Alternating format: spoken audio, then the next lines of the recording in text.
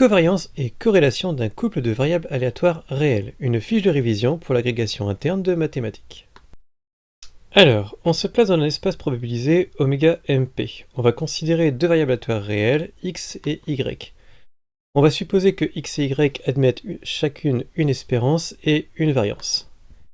Et on va définir un peu ce qu'on appelle la notion de covariance. Alors, c'est tout bête, la covariance de xy, c'est l'espérance de x moins l'espérance de x fois y moins espérance de y. Si on a x égale y, la covariance, c'est la variance, c'est supérieur ou égal à 0. On va s'appuyer sur le théorème de Koenigswegen, un peu comme pour la variance, qu'on va donc réécrire. Et covariance de xy, c'est l'espérance de xy moins l'espérance de x fois l'espérance de y. On retrouve la formule de la variance si on pose encore une fois x égale y. Pour la démonstration, c'est très algébrique. On prend l'expression proposée, on la développe, on utilise la linéarité de l'espérance, et à la fin, on a tout un petit morceau qui s'annule, et on obtient bien la formule demandée. Un cas particulier va nous intéresser, c'est celui où les variables x et y sont indépendantes. Rappelons ce que ça veut dire. Ça veut dire que l'espérance de xy vaut l'espérance de x fois l'espérance de y. Attention, ce n'est pas la définition. La définition se fait à l'aide de probabilité, mais c'est la conséquence la plus utilisée. Dans ce cas-là, on a de manière équivalente le fait que covariance de xy soit égale à 0. Évidemment, vu la formule de la covariance via le théorème de Koenigswegen. Cette propriété n'admet pas de réciproque. On l'a déjà vu sur le chapitre sur les moments des couples. Le fait d'avoir espérance de xy égale espérance de x fois y espérance de y, ça ne force pas le fait que x et y sont indépendants. C'est un peu tiré par les cheveux, mais ça ne fonctionne pas. Deuxième partie, considération topologique. Alors, la propriété principale, c'est le fait que la covariance, c'est une forme bilinéaire, symétrique, positive, définie sur L2 de oméga MP. Je vous rappelle, L2, c'est les variables aléatoires réelles discrètes, admettant une variance, une espérance, un moment d'ordre 1, un moment d'ordre 2. Tout ça. Alors, comment ça fonctionne? Pour la démonstration, le fait que ce soit positif, c'est le fait que la variance en elle-même soit positive. Ok. La symétrie, c'est obtenu via le théorème de Koenigswegen. On voit bien que l'expression est parfaitement symétrique, x et y, on peut les permuter comme on veut, il n'y a pas de souci. Ce qui va nous poser un peu plus de soucis, c'est la bilinéarité. Donc, on n'a pas besoin de vérifier la linéarité à gauche et à droite, puisqu'on a le fait que ce soit symétrique. On va juste vérifier la linéarité à gauche. On va calculer covariance de ax plus z sur y, et on va voir si on peut décomposer tout ça. Alors, encore une fois, c'est une démonstration très algébrique. On prend l'expression de la covariance, on va développer et on va regrouper les x d'un côté, les z de l'autre. On va développer le facteur commun y moins espérance de x. On va tout découper grâce à la linéarité de l'espérance et on obtient bien la formule demandée. La covariance, c'est pas un produit scalaire. Il manque la définie positivité. En fait, la variance de x égale 0, ça ne veut pas dire que x fait 0. Ça veut juste dire, le plus souvent, notamment dans le cas des variables aléatoires réelles discrètes, que x est une constante, mais pas forcément x égale 0. X, ce sera la constante, il sera tout le temps égal à espérance de x. Voilà. Ce qui veut dire, tout de même, que la covariance récupère toutes les propriétés calculatoires des espaces prélevertiens réels qui ne nécessitent pas la définie positivité. Alors, on a quoi? On a les trois identités remarquables. Variance de x plus y, variance de x moins y, variance de x moins variance de y. Ça, c'est une petite conséquence rigolote. C'est le fait qu'on retrouve covariance de xy dans la formule qui sépare variance de x et variance de y. Mais si x et y sont indépendants, alors cette covariance tombe à 0. Donc on a, si x et y sont dépendants, variance de x plus y, c'est la variance de x plus la variance de y.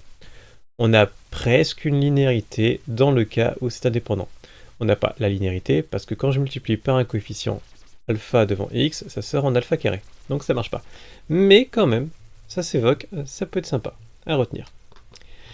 Alors, on continue sur les entités que nous fournit le fait d'avoir une forme bilinéaire symétrique définie, donc juste, positive.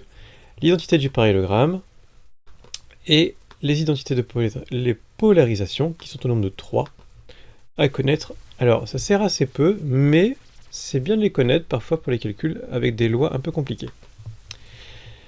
Bien sûr, le monument, la conséquence énorme, c'est l'inégalité de Cauchy-Schwarz, qui vous dit que la covariance de xy, c'est inférieur ou égal à l'écart type de x, c'est-à-dire la racine carrée de la variance, fois l'écart type de y, c'est-à-dire la racine carrée de la variance de y.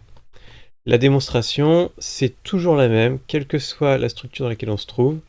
On considère un polynôme, qui est ici la variance de tx moins y. On sait que ce polynôme est forcément positif, puisque la forme est positive. Mais quand on la développe, on se rend compte que c'est en fait un polynôme en t carré. Donc un polynôme en t carré, donc du second degré, s'il reste toujours positif, il admet au maximum une racine qui sera double. Autrement dit, son discriminant est négatif ou nul. On écrit l'expression du discriminant dans le cas présent. On passe à gauche, on divise par 4, on prend la racine carrée et on obtient la formule de Cauchy-Schwarz. En fait, l'inégalité de Cauchy-Schwarz, c'est le discriminant tout pile poil du polynôme. Alors, une conséquence bien connue, c'est l'inégalité triangulaire de Minkowski. Dans le cas présent, ça s'écrit l'écart type de x plus y, c'est inférieur ou égal à l'écart type de x plus l'écart type de y. Autrement dit, l'écart type, c'est une semi-norme sur L2. Moi, je l'ai souligné parce que je trouvais ça amusant. Bon allez, troisième partie, la notion de corrélation.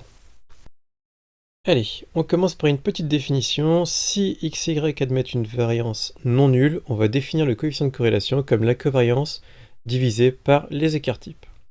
Ça homogénéise un petit peu la notion de covariance qui va être comprise entre -1 et 1. On verra ça après. Ceci étant, si le coefficient de corrélation est égal à 0, ce qui veut dire que de manière équivalente, la covariance de xy c'est égal à 0, on dira que les variables x et y sont non corrélées, ou alors linéairement indépendants. Mais j'aime pas trop linéairement indépendant, parce qu'on peut le confondre avec la notion d'indépendance. Or, deux variables indépendantes sont non corrélées. Mais on sait que la réciproque n'est pas forcément vraie, même souvent fausse. Donc je préfère utiliser la notion de corrélation que de linéaire indépendance. Alors, si le coefficient de corrélation est différent de 0, bah, on dira que x et y sont corrélés. Voilà, petit point de français. Ce coefficient de corrélation est compris entre -1 et 1, c'est immédiat, c'est l'inégalité de Cauchy-Schwarz, on a juste fait passer les écarts types de l'autre côté, voilà, il n'y a pas de souci là-dessus. Le truc intéressant, c'est que si x et y sont des variables réelles discrètes, alors le fait d'avoir un coefficient de corrélation est égal à 1, en valeur absolue, d'ailleurs plus ou moins 1, c'est équivalent au fait que x et y soient linéairement dépendants. Autrement dit, y c'est ax plus b. Encore mieux, ρ, le coefficient de corrélation, et a, le coefficient directeur, ont le même signe. Et en fait, on a encore mieux que ça, mais ça se voit dans la démonstration. Alors, comment on fait pour démontrer un truc pareil? On prend l'égalité de Cauchy. Schwarz, tiens, j'ai oublié Schwarz. Le fait d'avoir un coefficient de corrélation égal à 1, ça veut dire que ρ carré, ça fait 1. Autrement dit, le discriminant du polynôme qu'on avait dans la démonstration est nul. Donc il a mis une racine double, unique, c'est-à-dire que je vais pouvoir trouver a tel que P de a, ça fait 0. Ce qui veut dire que variance de ax et moins y fait 0. Autrement dit, puisque x et y sont des variables aléatoires discrètes, ax moins b, ax moins y, c'est une constante. Je peux trouver b appartenant à R tel que y égale ax moins b. Ou j'aurais pu mettre plus b, c'est pareil. Hein. Je renomme la constante, il n'y a pas de souci. Finalement, on a le coefficient de corrélation, on réinjecte les formules de y en remplaçant par ax plus ax moins b. On aurait pu mettre x plus b, oh ça m'agace.